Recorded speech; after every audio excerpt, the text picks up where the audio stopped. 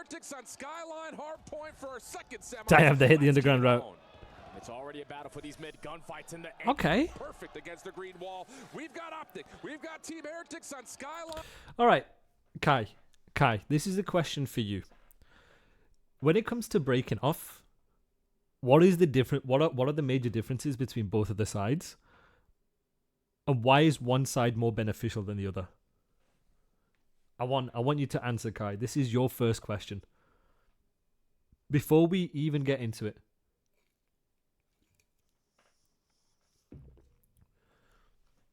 And for my regulars in the chat, feel free to answer.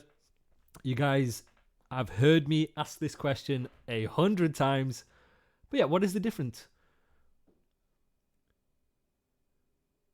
No, so I want you to go more generalized, Kai. I want you to go more generalized, and I want you to think about it simply from a chessboard perspective. So on a break-off, we'll have one slightly more favored side than the other. Based on the map, the degree of the advantage you get will be more based on the map. But no, Troy, no.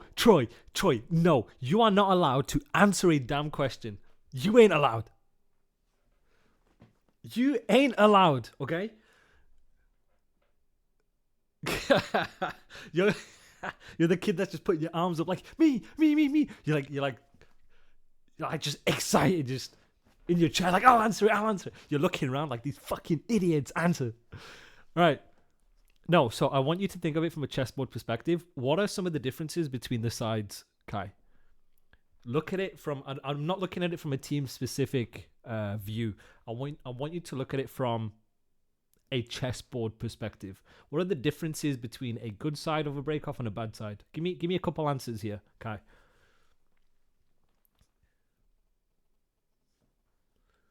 What do you reckon? And it doesn't even have to be Skyline specific. It could be an overall general answer.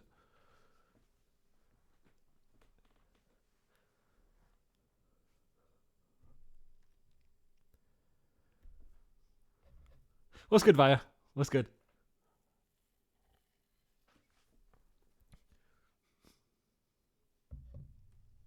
Yeah, no, feel free. If anyone wants to answer, feel free.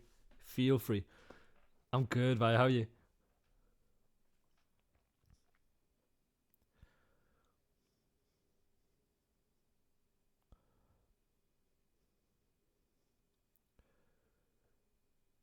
I think the Heretic side has less exposure. Okay. You get better timings to get to hybrid positions. Your hybrid spots, good. Grid. Welcome, Grid. Good side has spawns for P2 already, making it easy to rotate. So, when it comes to the start of a hill, when we're talking break-off specific, the spawn that you want for the next hill, you don't take that into consideration.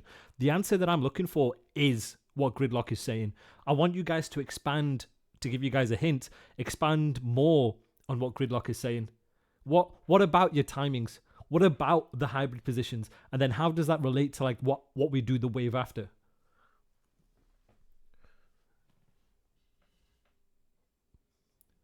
But for a break-off, we don't want to think about the spawns for the next hill necessarily.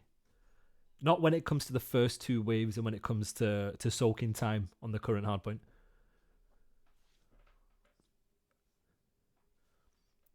What do we reckon?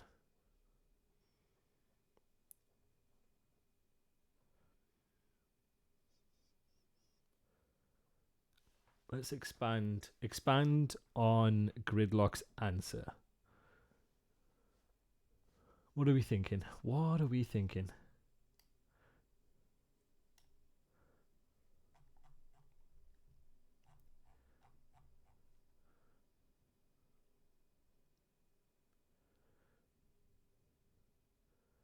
And then Gridlock, you give me sort of an expansion on your answer too.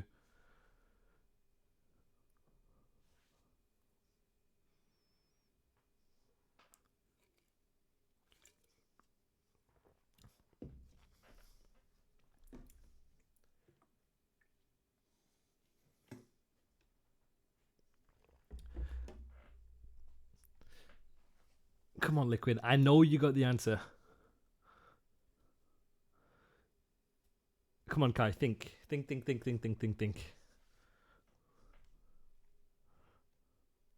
I'll give you about 20 seconds and then we'll go into it.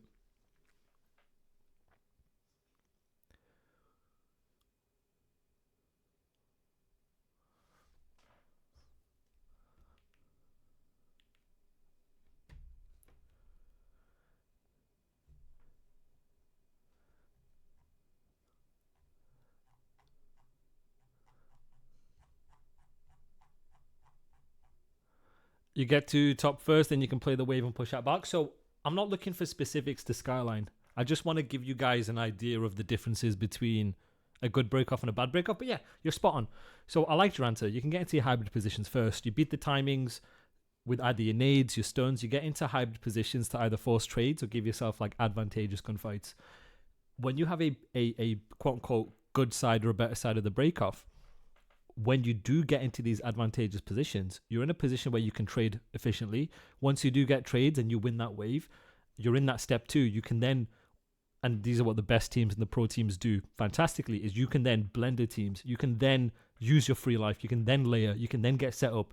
You can then instantly after a break off, because of the fact that you get early timings to these power spots with your stuns, with your nades, you funnel people, you get the time. You can then put your team in an advantageous position, win the first kill of the next wave, use teamwork to get specific information early, trade, team fight, team shot, use that free life. Hardpoint for our second semis. Let's get it on. Interesting break from Optic though. They've just instant hit underground. You're trying to locate where the hell is Shotzi. He's an early underground route, thinking about the next play, thinking about the next hardpoint. But he's just trying to be a nuisance. Already finds a double. It's a good play from Shotzi here, buying time. Right, chat. My question to you guys, chat. Another question for you guys, okay? Why has Shotzi gone underground and not decided to just bang time? So I want you to think like a pro player now. I want you to think like you're him, right? What's the situation in the moment? Why has he not just decided to ape time? What is he doing for the rest of his team? What are we thinking, chat? Think like you're Shotzi in this situation. What situation are you guys in?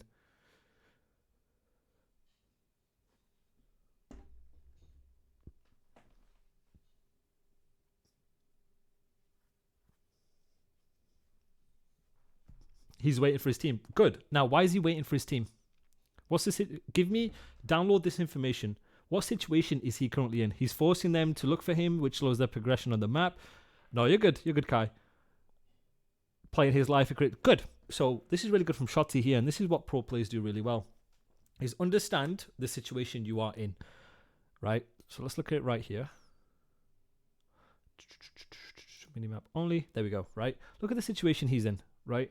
They've only just got 1 kill. I mean, can you see this shit? Yeah, you can. Okay. His teammates are out of the play. So he's buying as much time as he can, even though he's not going to be in a position to like hard block and flip them out based on where they spawn in, like you see he spawns them here. But he's at least dragging people away. When he's dragging people away, they can take routes to ape something on towards time to use that progression. Shotzi has progression here, chat. This is Shotzi doing his 25% in the moment, realizing exactly, Grid. He's in his position to do a 3-1. Right here, Shotzi just needs to play his life. So he's using process of elimination. He's using the information he had from his teammates of where they died. He's then, in his mind, thinking about how he can buy time for the rest of his teammates, right? This is what I need you guys to do when you're playing ranked. He's not doing a hero play. He's not trying to solo break it because he recognizes they're already going to be in hybrid spots or power spots to play and kill him. But they can't exactly give it up either. So he's dragging and forcing people away in a disadvantageous position to then set up the break for the next wave. And you'll see it here. Hey, where the hell is Shotzi? He's an early underground. Now look at 8. It's dragging 8 away. So now he's technically in a 1 versus, it could be technically a 1 versus 3. And then he's buying time, right? Understanding that when this guy comes to spawn, he's going to look for him. And then it gets this guy basically tweaking and not being able to focus on one thing, right? Now, notice what Optic do in this situation, chat. Look at their flow. Look at during the second wave with 40 seconds left, so they'll still play this time.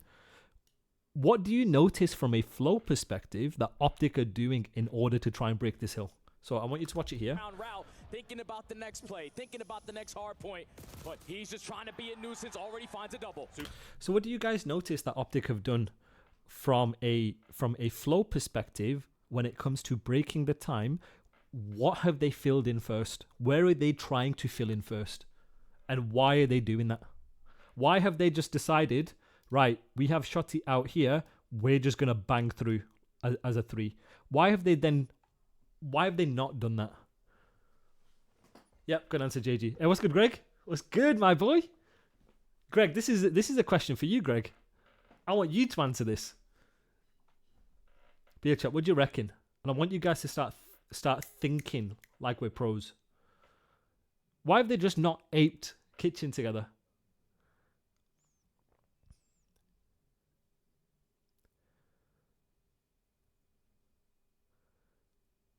So let's watch that situation again. Superstar mentality for Shotzi after making Tom Cruise proud, looking for his final reckoning here on this semi-final stage. Hook inside the hard point.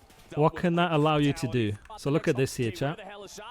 Look at the routes of spawn. Thinking about the next play, thinking about the next hard point, but he's just trying to be a nuisance, already finds a double. Superstar mentality for Shotzi after making...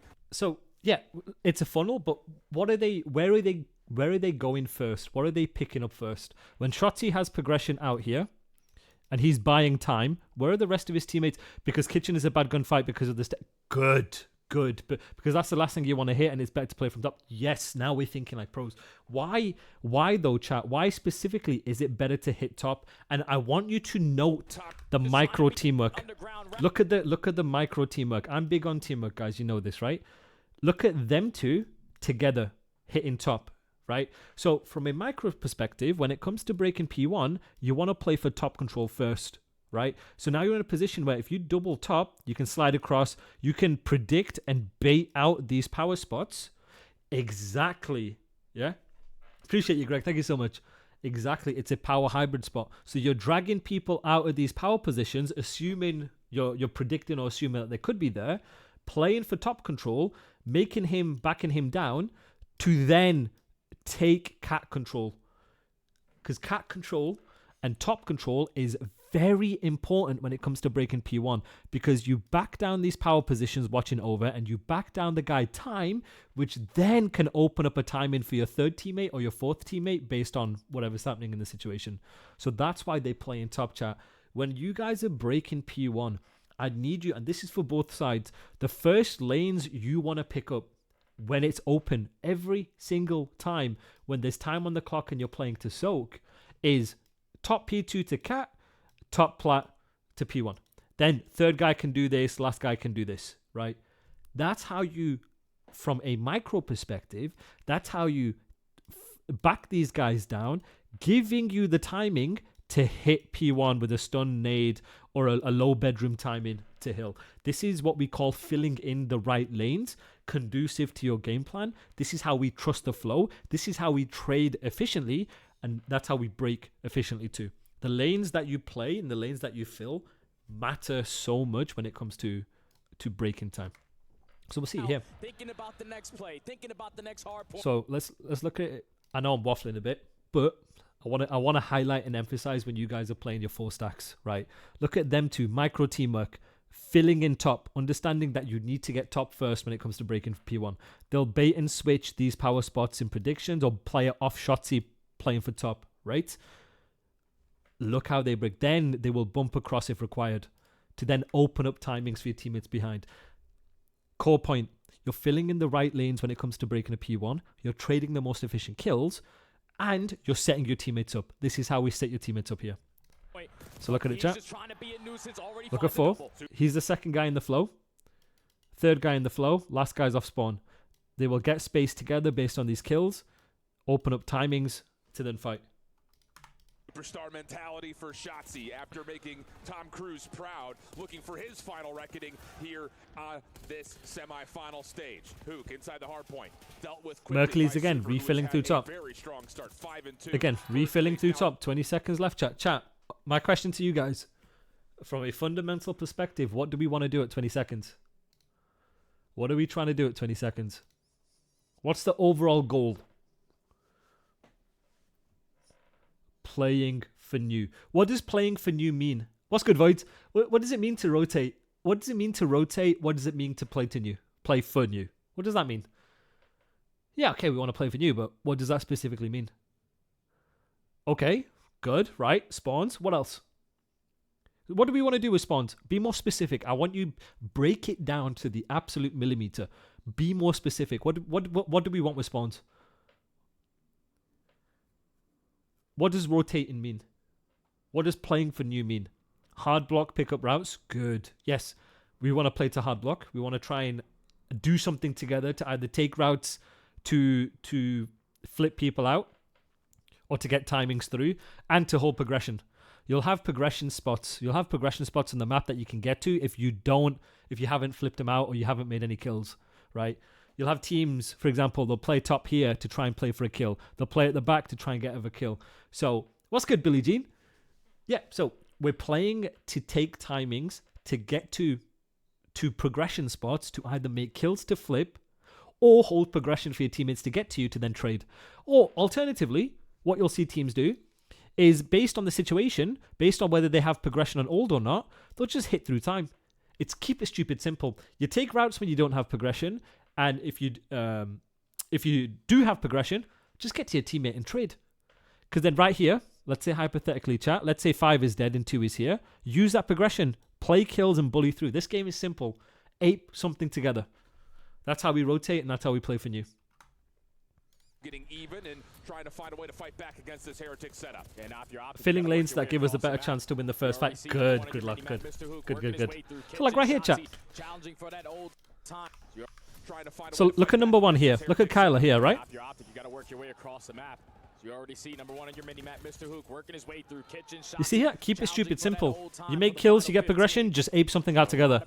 That's how you'll flip on this game. You don't always necessarily have to play fundamentally super strict to take routes to get out. Obviously, like a Vault P4, you will have to.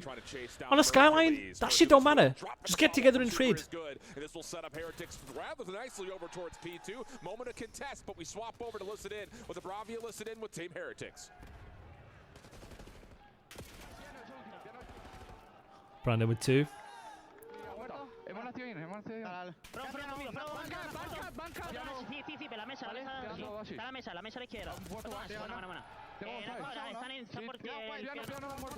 Nice.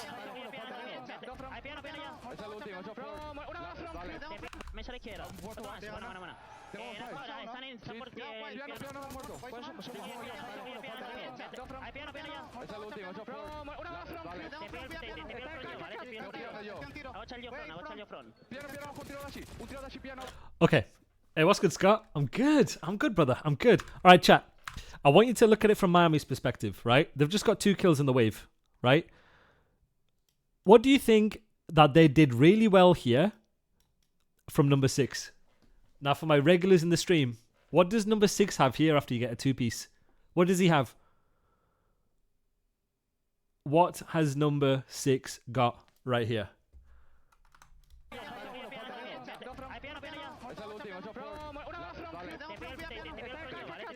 A free life. Explain to me, JG, what's a free life? Why has he got a free life? What is the importance of a free life? For my new people in the chat, let's get them. Let's explain. What is the importance of number 5 using his, or number 6 using his free life? What does that do? What does that do? Free goddamn life. All right, everyone listen to Coach JG. It gets specific info. Good, Voids. Yeah. Yeah, good. But what is it called? What is it called? I have an emote for this. What is it called? What is that concept called?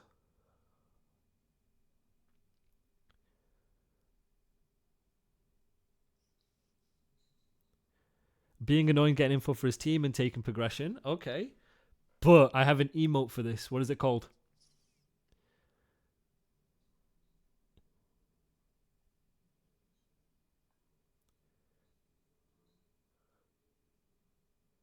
Come on. It starts with a B. Come on, guys. I haven't streamed in about a week and a half, and you're not giving me the answers here. Yes. Yeah. So right here, you get 2 or 3 kills in a wave. What's good, Apollo? 2 or 3 kills in the wave. You bump through, use that free life. You're getting specific information. You're trying to get the first kill of the next wave, giving yourself specific information, catching people sprinting. You're denying their furthest pushed up player, because what happens is if you do it quick enough and you do it fast enough, you're just going to spawn close to the time because they've not gone past the 50 yard, right? And then you have specific information to trade the most efficient kills. Bump, refill, block, right there, chat. And I like the fact that Super did it. Now, what do we say? When you bump, refilling, and blocking, what do the other 3 players need to do? What do the other 3 players need to do in order to make it useful when you're doing the BRB? What do they need to do?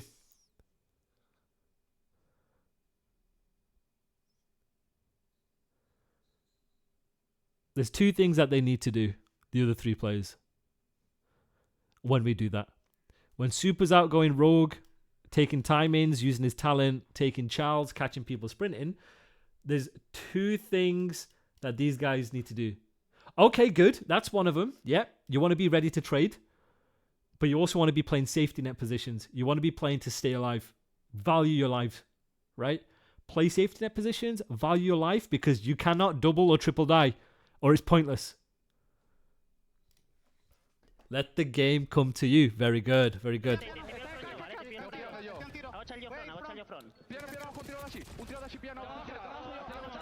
I mean, they did a decent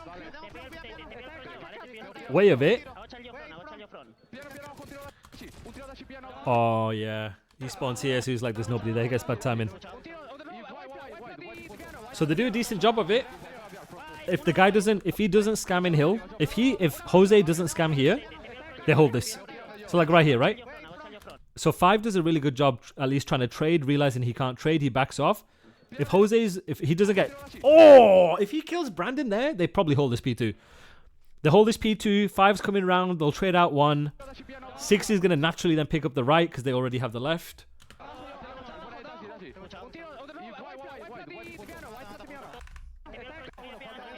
Damn. Let's look at their break here, chat.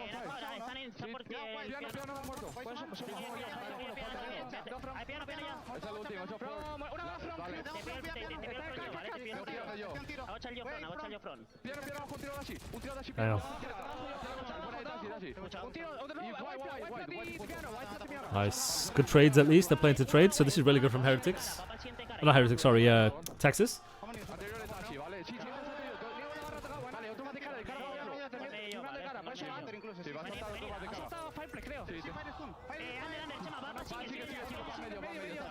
Oh my god, alright. Okay, hold on.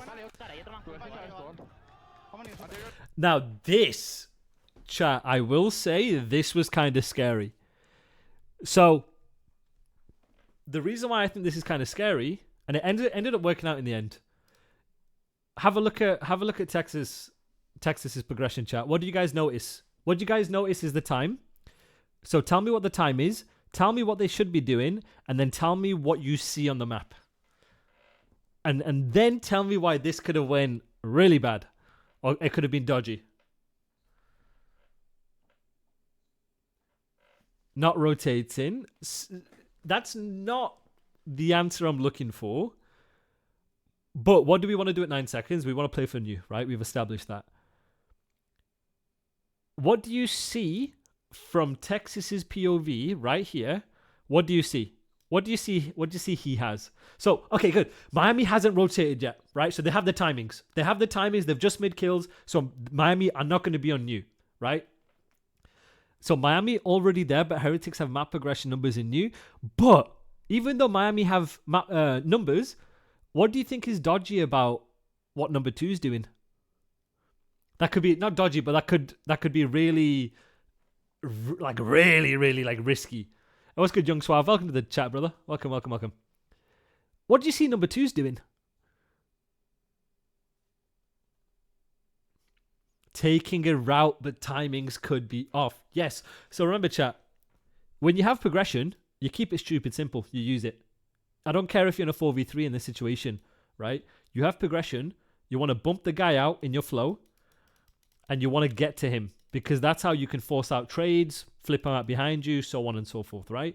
Right here, Shotzi's taking a route in the assumption that this guy's already dead. This is a perfect route to take at 9 seconds when you know you don't have P3 rotation, you don't have the timings, and you're the first guy in the flow. Your first guy dictates the route based on the progression you have or don't have, predicting where they're going to be based on the timings. You know, right, based on the kills, they've spawned up, they're going to beat me to P3. Okay, my spawn is telling me this, my kills are telling me this, my intuition is telling me this. This could have went really scary. Oh, not really scary. It could have been kind of weird where instead of like 2 taking that route, he then helps number 3 to get across like this. So they're playing to team shot, they're playing to trade. Eventually, I mean, they end up getting bailed out, but you see where I'm coming from. He then ends up taking a route in a situation where you don't really need to.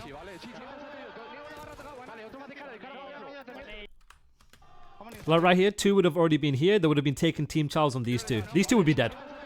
Like they'd be dead. I'm pretty sure they'd go 1 for 1. He'd be dead. Ant would be here. They'd spawn close and a refill again. It works in the end. But this is one of the issues I had with FaZe this entire year, is when FaZe had progression and they had timings to do something, instead of keeping it stupid simple and just getting to a teammate, they would take these routes. And when you take routes when you already have progression, you kind of ruin your own timings. You kind of make it difficult for yourself. Like even then here, Kyler's then trying to force a trade with number 3 when he doesn't have the timing to do so. And then he could have died here. And then Shotzi makes a play and ends up making a play because either they don't kill him quick enough, they don't turn around. But ended up being a good play regardless, I guess. But you get the idea. See, that's Apollo. This is what I've said for 2 months now with FaZe. And this is why I'm going to say it. I love the FaZe guys, right? And what's good, Raylis? I love the FaZe guys, right? In my opinion, not that anyone cares, I don't believe that they should have made a change. Now, people are saying that their hardpoint was their weakest mode, whatever. When you watch their hardpoint, from a flow perspective, they just needed to keep it simple. I watched the stream that Shotzi was talking about, right? When he was talking about it. They're taking timings that they don't have. They're taking routes when they have progression. They're not... I'm not saying it's all the time, but at the highest level, it's 1 or 2 things that can snowball against the best teams. Like, they'll have progression on P3, but then they'll decide to take long routes and then they won't have the timing to do so rather than just refilling through time and playing from time. For me, it was little things like that were the differences between FaZe winning hardpoints in good positions and then FaZe like narrowly like losing out and then being put in a blend. I genuinely thought it was as simple as that. Just trusting the flow, trading the most efficient kills conducive to the time and the situation, and then staying alive in a wave. They were just the things that, in my opinion, if FaZe like tightened up on, they'd be scary again. But obviously we don't know like in-game, out-of-game stuff and all that. We don't know. There could be way more to it, but that is just my opinion from like a respawn perspective. Just studying them. Whereas, you know, sometimes it can work, but it's not consistent rather than just keeping it simple.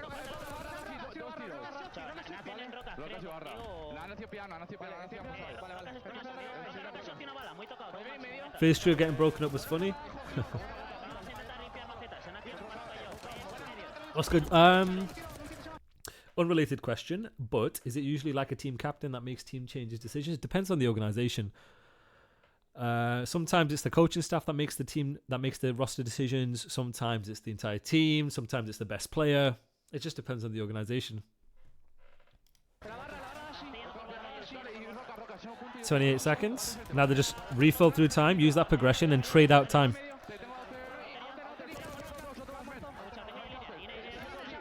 Miami doing a good job letting the game come to them. Now 17. Now play ahead to flip.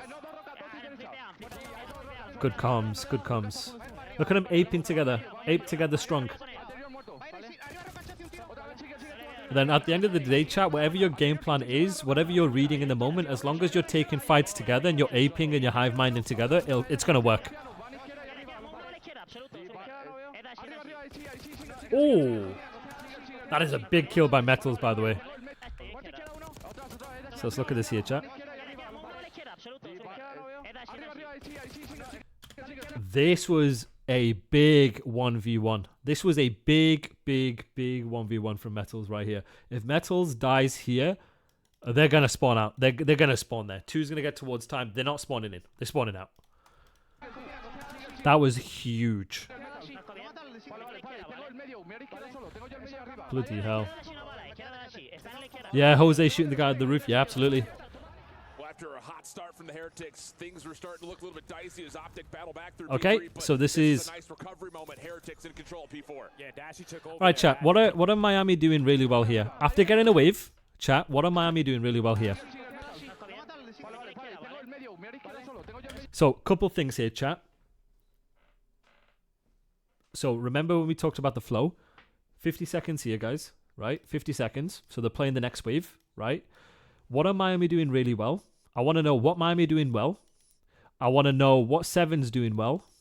I want to know from a team perspective. I want to know what this spawn means.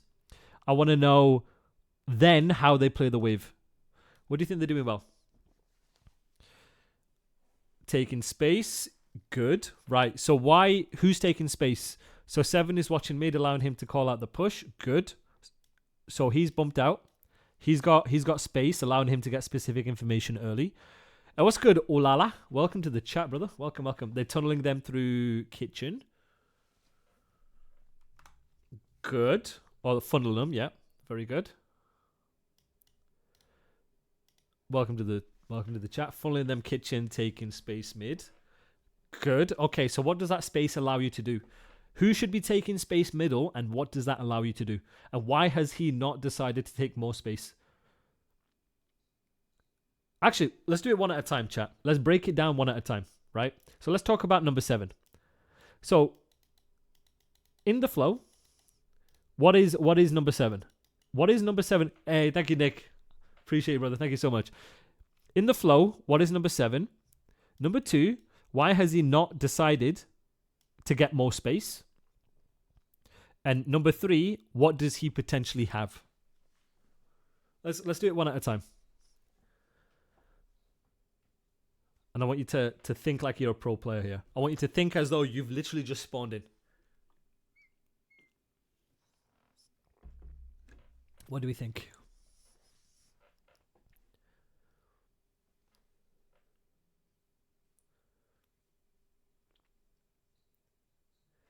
Okay, so he's first off spawn. He's pushed out soft blocking, spawning, and pit.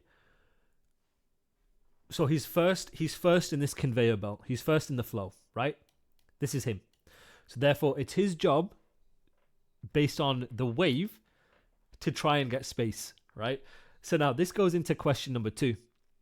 Is why has he decided not to go rogue? Why is he not going all the way down? Seven's got a free life in a power spot, allows him to watch the double hit if they hit. Good. Yes. Okay, so now you've answered number 3. So he's got a free life to do whatever he needs to do. But why is he playing P1 here, chat? Why is he not, say, repinching it? What do we call it? And I want you to answer this from a micro perspective. I want you to answer this as though you are literally in his boots. Let the game come to him. Not yes. Okay, he's been a hard kill. Yeah. He'd flip his teammates out if they die. Hybrid spot allows him to help out. Good. He's staying in a position where 6 can help. He's going to fight. Good. So, yes. He's in a position in a hybrid spot where he can help either way. He's getting information reliably. And he's playing a power position where he can play his life. The reason why he isn't out like here is he's too far away from the fight. If they take timings to get through, he is so far away from the trades, right? And when you play this position, you're not expecting to kill them crossing towards the back. You're just playing for specific information, right? That's all you're doing. If they come and challenge you, fine. What you're doing here is you're denying this And if they come challenge you, fine. You are in a high percentage power position to take that fight. You ain't getting ripped off the stairs unless you shit, right? But he's in a hybrid spot where he's going to help take team fights from here. Hey, what's good? What's good, Sirius? How you doing, fella? Today's a good fucking day. I missed you, dude. And he can take fights here. Now, good. So that's number 7. What is he doing really well? What is he doing really well? So there's a couple things. Number 1, right? Number 2, and then number 3. There's 3 things that number 8 in this position, Renko, has done very, very well. And this is a concept I want you guys to do in your ranked queues. When you are playing in your iridescent lobbies, whatever, these are the little things that are going to help you win a game. What is number 8 doing fantastic here? What do you reckon?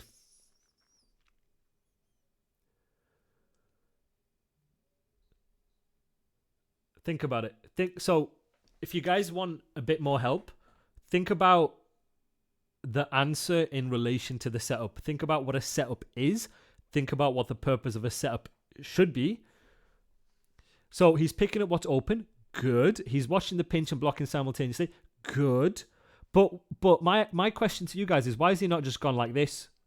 Like he would in a diamond lobby. Why has he not done that? What is it called? What is he doing? Why has he not done this?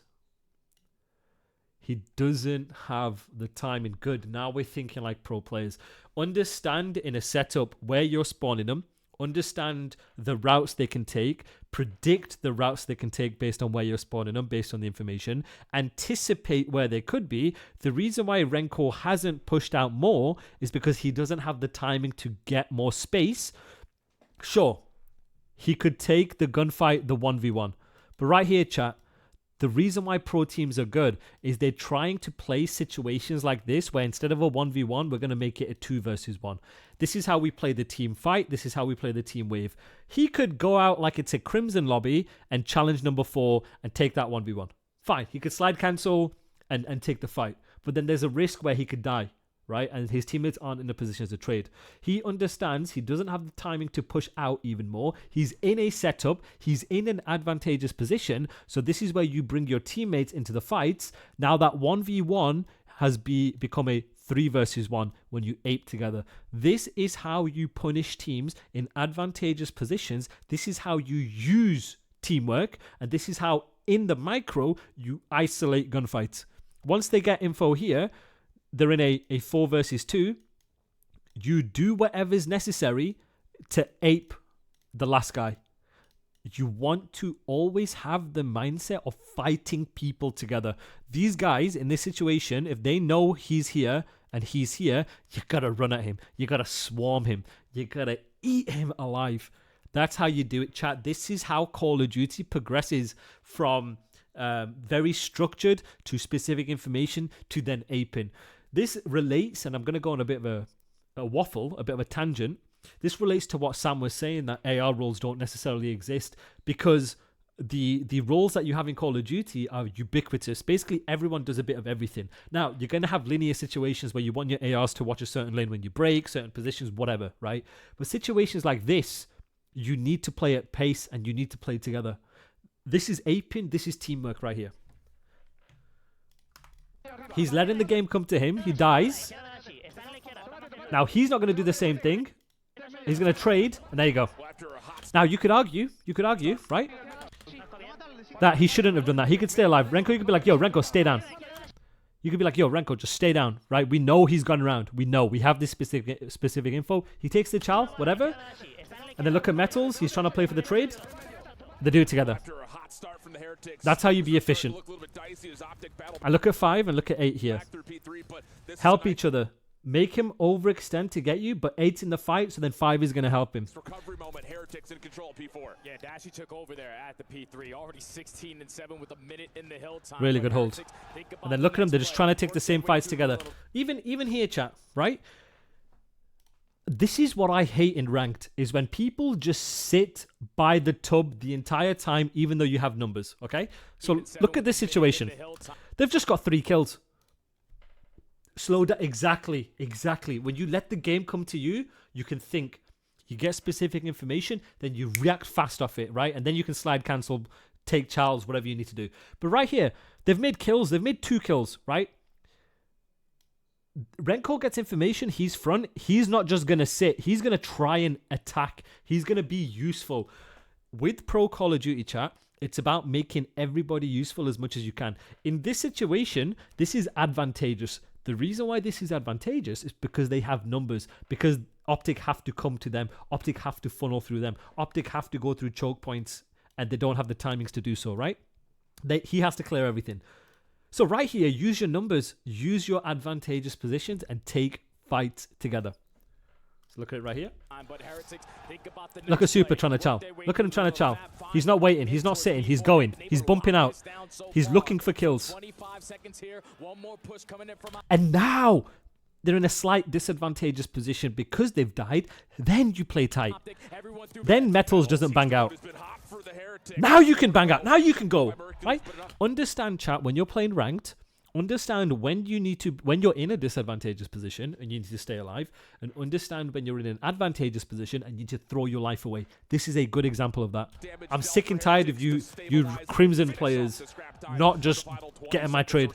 So we're going to get ourselves 110 to 64. Understand when you need to trade and where you need to trade.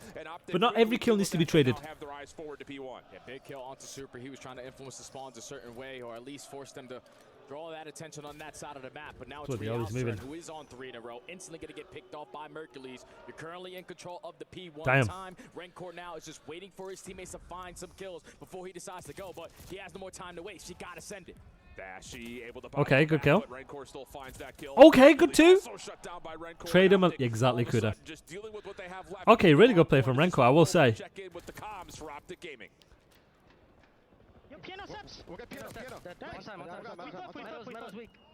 Huge kill.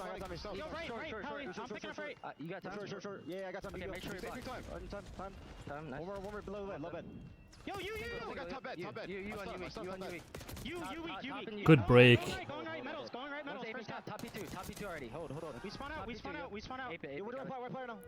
Ape him, ape him, ape him. You heard that? Ape, ape. I am. One shot on node. Okay, I'm gonna refill catch.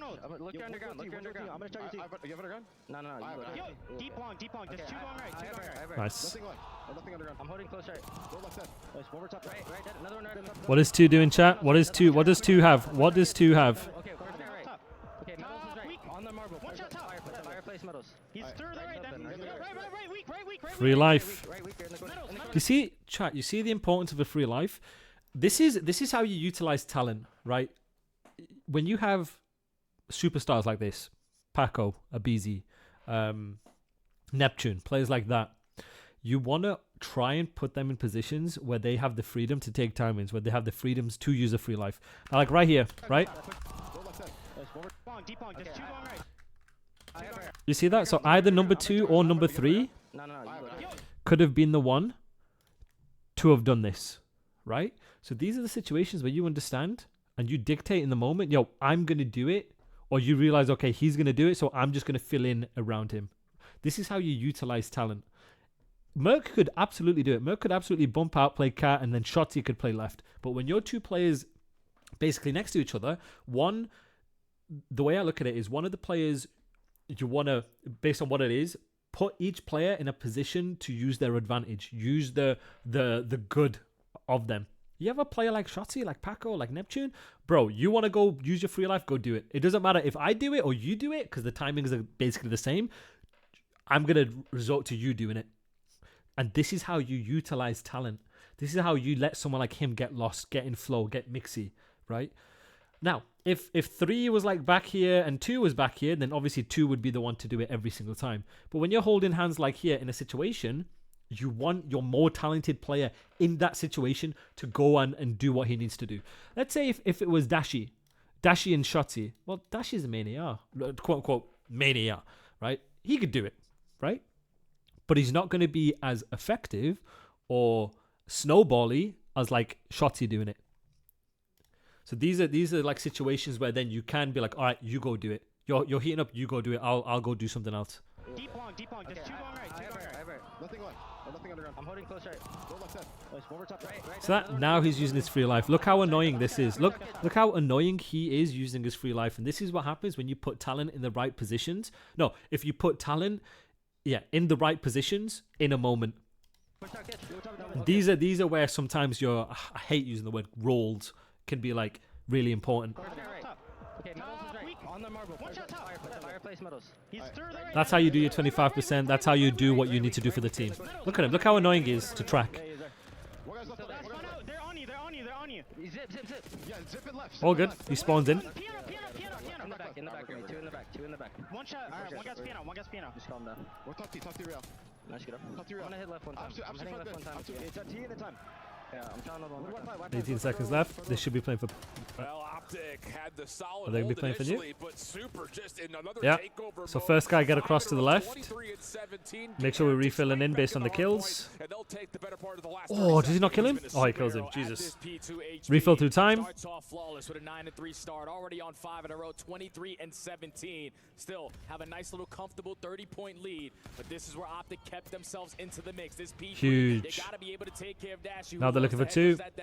Shots Huge. hit by a lot of grenades initially, still finds his one. And Right, situations like this, chat, when you get a clean wave, it's about how do you punish teams and the advantages that you have. When you understand where they're spawning, you understand what routes they could take. When you understand and you predict what routes they can take, you can understand the timings of such routes, and then you can refill after that, and then you're tracking names based on who's first, second, fourth, whatever, right? When you know exactly where they're coming from and you get specific information, you gotta take the same gunfights. This is a kill zone. You need to make sure you're taking the same fights and aping together. Take these fights, hive mind. Call it hive mind. Look at fight together. Play the trade together. Look at Kyler here. Keep fighting. Look at them. Look at them fighting, taking the same fights where possible. You want multiple guns on the same lane. Look at them. Look at them. This is why in Call of Duty, chat, you want to give teams certain spawns for certain hills because you can really, really blender them by keeping them in one place. He's off the respawn for another double. The shots he can bump out, rest of them picking mid. Okay, someone's gonna chow, you fall, I'm instantly gonna fill that spot. Now we create an Look at Shotty with the free life. Look how annoying he is. Free life again. Look how annoying this guy is. Bro, look how annoying when you put your talent in a position to use a free life. Look how annoying they can be, but look how much like breathing room he can give players like Dashi, right? That's what I keep on saying. These are situations, these are micro situations where if you have a faster team and you have a overall pacing of a team allows you to do this, that's how you make your main ARs and utilize the talent of your AR players, of your traditionally slower, kind of slower AR players. That's how you make them more comfortable, right there. This is a good example of making someone like Brandon super, super comfortable because the rest of his teammates are filling in where necessary, but putting pressure on the map for you to just look at one thing. Easy as that. That's why Caesar was so good for us over the past few years as an AR, because when you have people like Paco and Kiz putting pressure on the map, right? All he has to do is watch one lane. And if you're watching one lane, let them challenge you off a head glitch. What are they going to do? Off topic, when today's roles don't mean anything anymore and players should know. So, roles do matter. Absolutely. It's not as stubborn or as strict as it used to be. Like, you don't have anchor roles. Like, that's not a thing, right? Where roles matter is the weapon that you have or the play style of that player. You want to put them in a position to use their talent. So, for example, where roles could matter is if I have someone like Brandon, right, who's an AR player. If I'm breaking a P3, I want to put him, regardless on the flow, if he's a first, second, third guy, if it's a clean break, I want to put him on the outer of a clean break with no kills, remember, I'm saying no kills, for him to open up a lane for my two SMG players to do this. This is what I call a linear situation, right? These are the moments where your role or more so your weapon matters.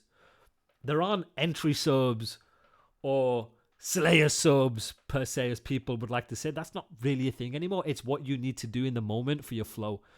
Now, another linear situation is the one on P2, where you had Hugh and Shotty both here after a wave, and Shotty was the one who decided to use his free life. That's him using his talent, and then Kyler can fill in around that.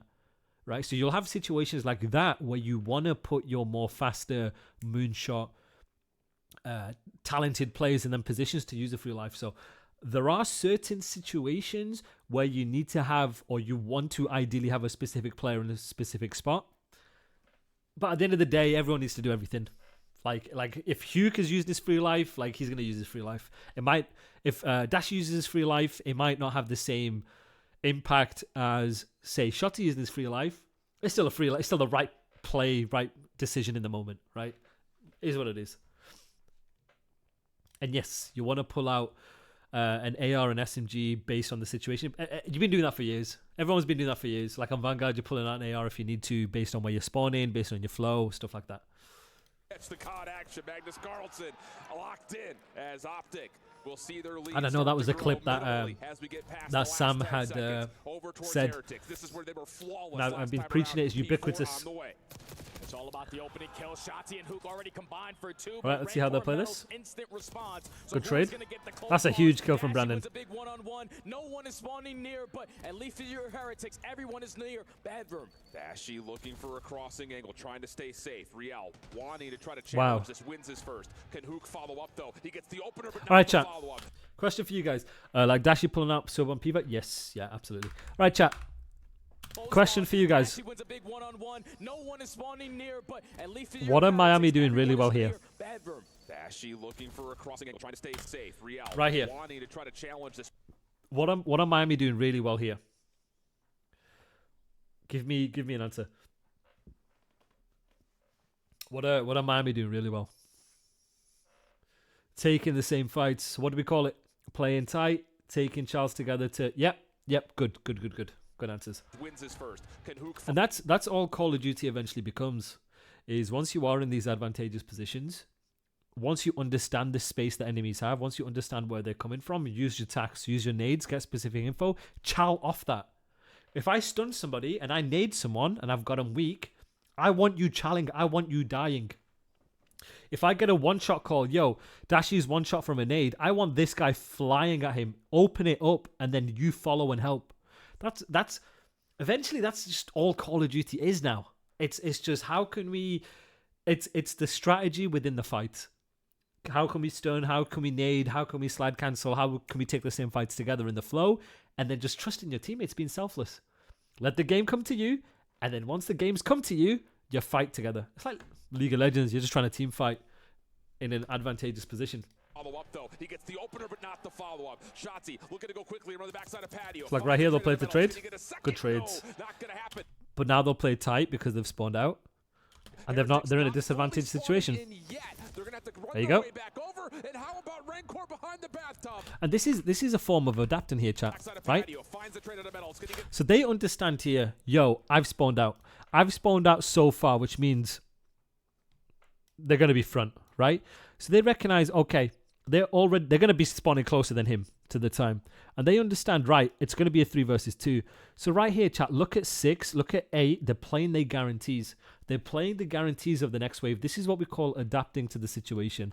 You don't always need to do flashy, pack-a-punch, TikTok kind of plays. These are the situations where you're trying to buy as much time as you can to try and set him up into the play and eventually the number 5 when he spawns. This is how you buy time. They're playing angles to play their guarantees. Playing your guarantees means you're playing a gunfight or you're playing a position where all you're doing is watching one lane and trying to play one kill. One kill and you get traded, who cares? You're just literally just trying to play that one kill. Your routines, your guarantees, your high statistics, gunfights by not trying to take Charles, by just letting the game come to you. And look how they do it here, chat. The second, no, not gonna happen. Look at 8, he's just playing his guarantee. Look at 6, playing his guarantee. What's good, Crywolf? Look at that, right? And this is how you then open up the game and set up the game for the rest of your teammates. And how about Rancor behind the bathtub? Look at him just buying time. He could chow here now if he wanted. This is very good teamwork from Miami. And all of the map is cut off. You already see Meadows cutting everything from mid-side at the now they can run forward if they want. You're trying to approach from kitchen, but you're not getting anything done. At least you have one player in Hook who was able to sneak out from behind. Shotzi wins a one-on-one. You potentially are going to flip this is a huge flip. How did they not win this? What the hell? What the hell? Oh my goodness! almost getting the quick swap over to the AR, but regardless. Right, let's get top control. Heretics You need to play for top locked in the first. scrap time. 209 to 170, back to P1 and back to the focus Optic. Just make sure you're playing top together. Nice. Now, flow through. But Optic now have the side of the map that they want. It's all about the slaying. And already with 3 out towards the What? hallway, he is causing them. Hold on. Hold on a second. It's all about the slaying. And Oh my already god, with yeah. 3 out now.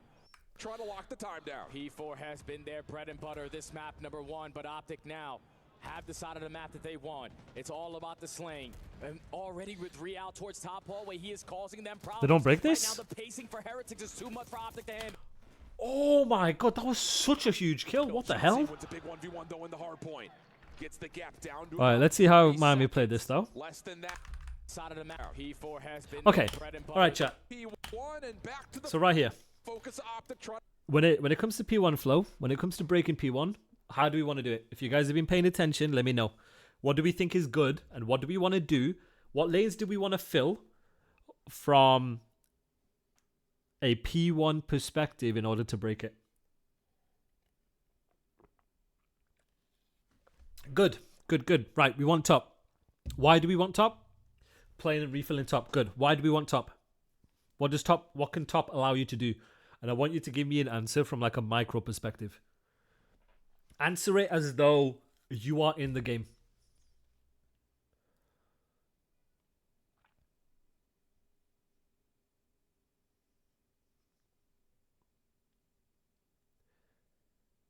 Answer it as though you are in the game. Playing top allows you to watch the refills and give you map progression. Good. So my question is, why when you get top, why not just sit like this? I've seen this in iridescent lobbies where people will get top and they'll sit. Why do we not just want to sit? Yeah, overlook your team. Good.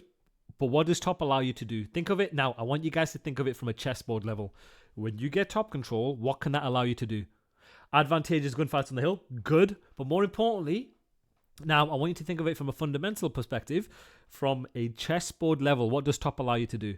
Block a push and funnel them. Progress through to get P2. But what does it allow you to do? What does getting top allow you to do for the rest of your teammates? What does it allow you to do?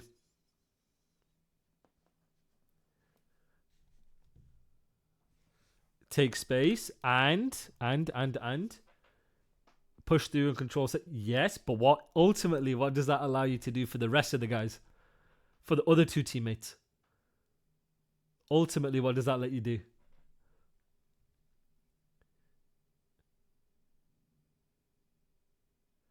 Come on. Open. What does it open? What does it open? What does it open? Be more generic than that. What does it open? It opens timings. There we go. Yes, opens up timings. Yeah, good. P4 has been their bread and butter, this map #1, but Optic now. It's a good answer, guys. And look at the way number 7's playing it. So number 7 has an SMG. He's not just sat here with an SMG. Even if he had an AR, he's not just sat here trying to pre-aim. He's trying to get progression, get up the map when his teammates are watching over. This is how you can deny him completely. It gets this guy tweaking because he has to watch multiple ways. I don't want you guys just sitting up top. I want you guys to use that progression. If you feel like you have a timing or get people weak or a teammate watching over you, I want someone banging through. There's no point sitting here anymore because you can't wallbang these. You might as well use that progression with somebody watching over you to then have multiple angles of attack on the hill. 3 out towards top hallway, he is causing them problems. Right now, the pacing for Heretics is too much for Optic to handle. Shotzzy wins a big 1v1 though in the hard point. Gets the gap down to about 30 seconds. This is how important top is, guys. Look at this. Look how important top is. You deny him completely. This top hallway position. So far, so good. You be annoying and you get that info like soon. And Heretics playing the long game, just trying to lock down the left side of the map. And right now, Hook is not having the best game. 15 and 26. Nice. On 2 in a row. Look at that. Not about how you start, it's all about how you finish. See, that's flow, guys. That's why, chat, this is why it's really important to have a game plan and understanding what lanes you want to fill first, how you want to flow. This is what we call flow. Flow is what How are we approaching this map? What lanes do we want to pick up first? In what order do we want to do it, right? Again, some of it is situational, but this is part of forming a system. This is part of forming a game plan, right? A game plan is like, what do we want to do and how do we look at that hill? And that's why when you have a game plan and you have flow and you know what lanes you want to fill, you do it without thinking. So then you can focus on the micro aspects. Then you can focus on the teamwork aspects. I know we're trying to get top first, and then we're trying to bump through more or less every single time. But then now you can focus on, okay, how do I child this gunfight? How do I child this gunfight? And this is how you start to develop your system. And you need a system because when the pressure's on, you want a system to fall back on when things are high pressure, because then it takes that away from you. That's what we call preparation, chat.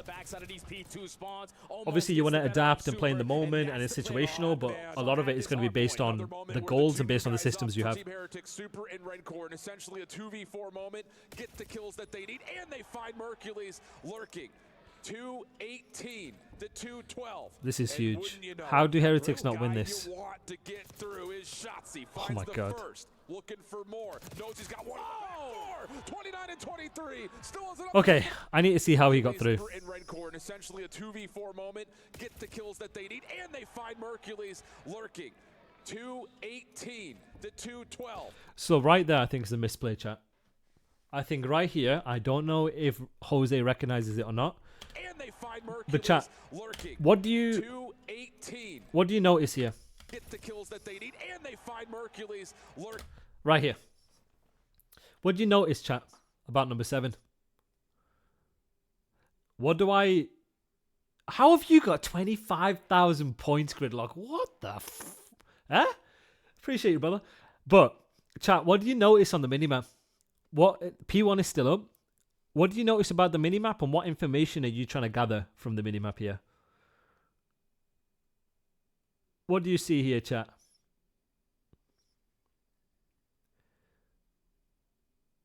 He's a waste of life if he doesn't need to block in that spot since 2 are dead. Right side is wide open. But who has just spawned in?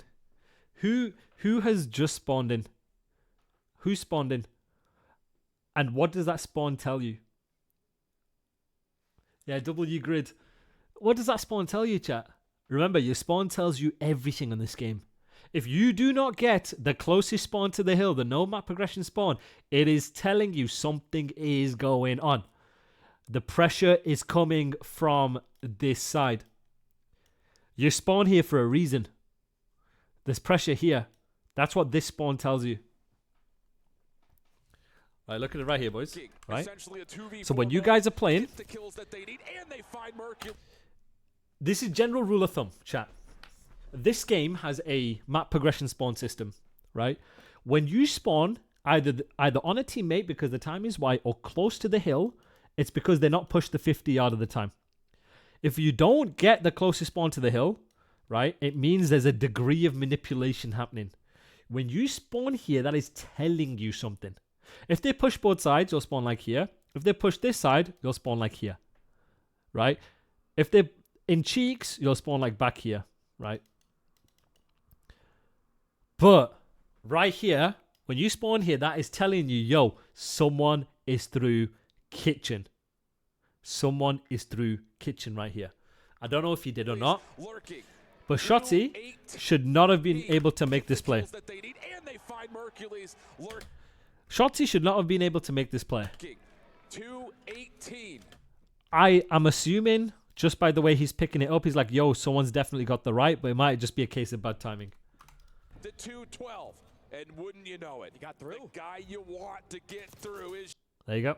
Shotzi finds the first, looking for more. And then he gets the 2, which is insane. 29 and 23, still has enough to take another fight, but doesn't need to. Mercules is there for help. Rancor trying to conduct, but shut down by Hook. And now it's Hook's turn to just hold down. Right, 3 with the free life, if needed.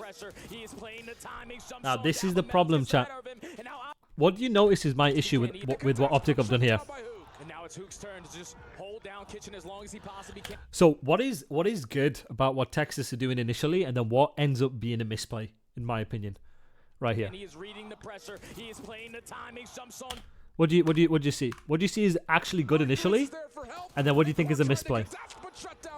And now it's Hook's turn to just hold down Kitchen as long as he possibly can. What's good? What's good? What's good? What's good? He is reading the pressure. He is playing. Thank you so much for the tier 1. Wow, Wow, 61 months is insane. Not letting the game come to them, taking unnecessary child pushes. So, what was good initially is very good plays by Kyler here, right? He's playing his hybrid spot here, right? He's playing his power position because he knows somebody's below him. He doesn't know 5 is here, right? This is good. I like this. This is very, very good.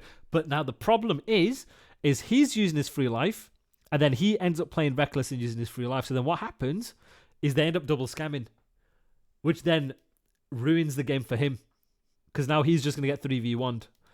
It's either one or two things. It's either you play tight in a safety net position or you play tight in a safety net position. You can't both be double scamming. It has to be either or. But right now, because Mason's already doing it, he just needs to play a safety net position and let the game come to him. Right here. So like right here, if he does nothing, if he just stays up top and he buys time, he can do whatever he needs to do. He can then end up roaming from that, call it out, bounce info off that. Now he gets wiped. 2 people get across. He doesn't know what's going on because he's like thinking people are still ahead of him. You see? And then Shotzzy 2-piece. Yeah. They somehow still get bailed out. Hold on a minute.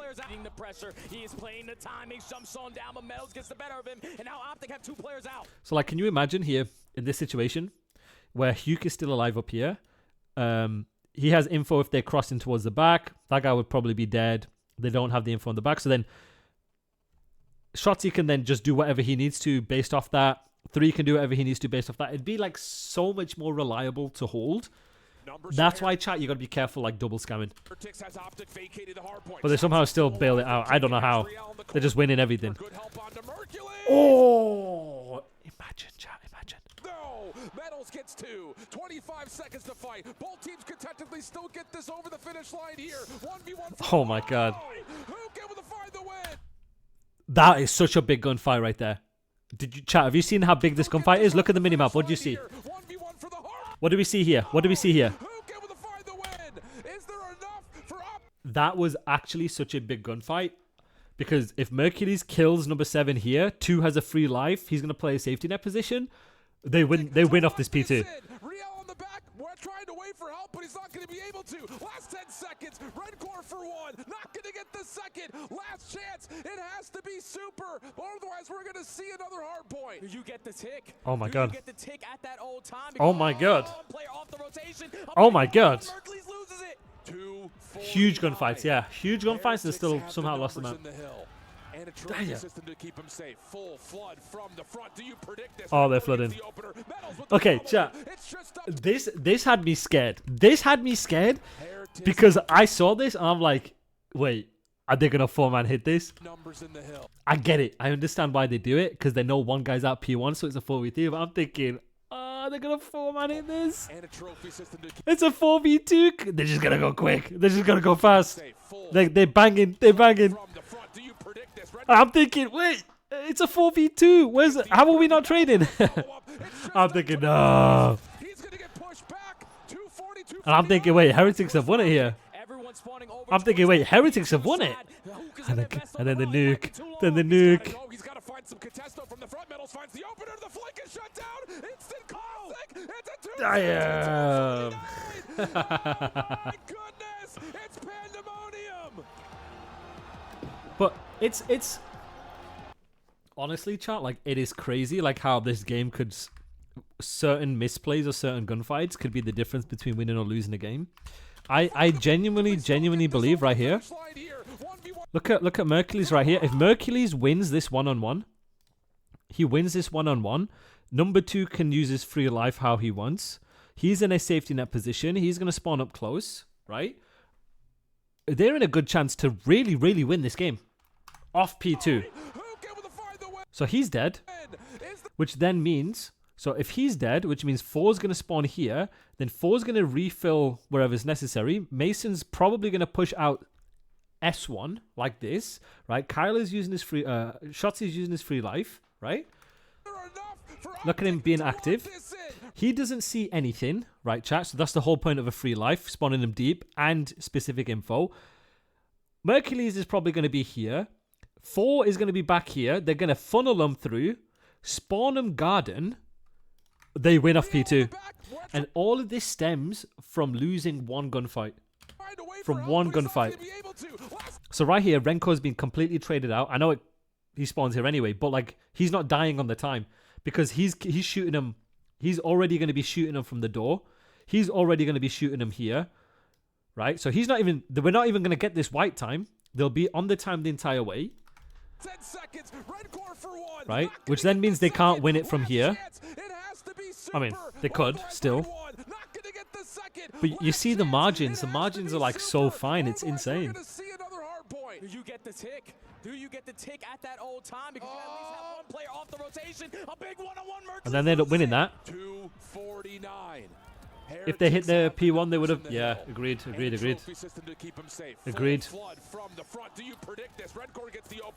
I genuinely believe right here. I genuinely believe right here, right? If Hugh commits to pinching, he has the timing. He's the first guy on the break, right? He commits to pinching this. He either catches the guy P1 shifting across, or he opens up the map to do this, and then everybody else is banging through. I think they break this, you know. Oh yeah. He's like here. He catches number 7. He can kill him. Drop down. Doesn't go all the way. He can drop down. Them guys are hitting. I genuinely believe they win that. So 7's already dead. Oh yeah, no, they do, because then Hugh has already killed 7. 6 is tweaking about this. He's gonna do this. It's literally a 4 versus 2 on the time. Then they end up winning. Trophy system to keep him safe. Full flood from the front. Do you predict this? Red Core gets the opener. Metals with the follow-up. It's just up to Mercules. He's going to get pushed back. 240, 249. Last push for Optic. Everyone spawning over insane. towards that P2 side. Insane.